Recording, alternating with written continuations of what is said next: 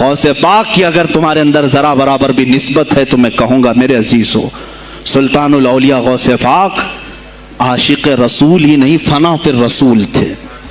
میرے نبی کی بات پر اگر کوئی انگلی بھی اٹھاتا آپ یا تو اپنی کرامت سے اس کا منہ توڑ جواب دے دیتے۔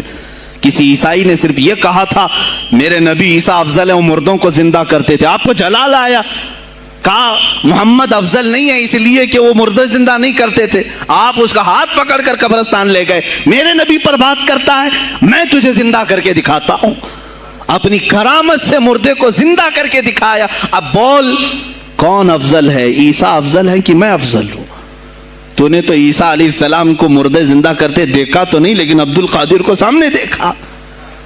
غوث پاک نے کہا میں اپنا موازنہ عیسیٰ علیہ السلام سے نہیں کرتا ہرگز، لیکن یاد رکھنا میرے نبی پر اگر زبان کھولے گا تو عبد القادر اپنے قدم سے اس کو جواب دے گا۔ وہ جواب دیتے آپ کی زندگی ناموس رسالت کی حفاظت کے لیے گزری ہے۔ سلطان الاولیاء غوث پاک رضی اللہ تعالیٰ عنہ کی بارگاہ میں جب ایک سوال آیا کہ لوگ کہتے ہیں نبی ہر جگہ کیسے حاضر ہو سکتے ہیں، آپ نے خود کر کے دکھا دیا۔ کوئی صاحب آئے، کہا ہمارے گھر دعوت ہے آپ تشریف لائیں، کہا ٹھیک ہے آتا ہوں۔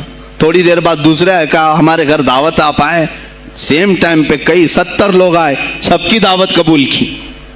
دوسرے دن شام میں لوگ آ کر کے فخر کر رہے ہیں آج میرے گھر شیخ عبد القادر جیلانی آئے تھے، دوسرا کہہ رہا نہیں میرے گھر آئے تھے، تیسرا کہہ رہا میرے گھر آئے تھے۔ ایک وقت میں سب گھروں پر کیسے؟ سبوں نے کہا انہی سے پوچھتے ہیں وہ کہاں گئے تھے۔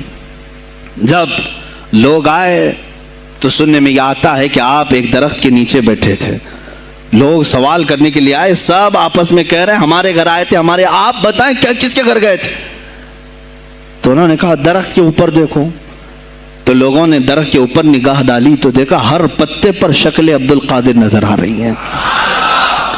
فرماتے ہیں اللہ نے عبد القادر کو یہ اتنی قدرت دی ہے کہ بیک وقت وہ کئی جگہوں پر حاضر ہو سکتا ہے۔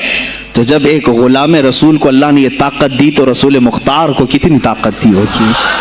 انہوں نے ناموس رسالت کو واضح کیا ہے میرے عزیزو۔ اولیاء کاملین اسی لیے آتے ہیں، وہ نبی کا پرتو بن کر کے آتے ہیں۔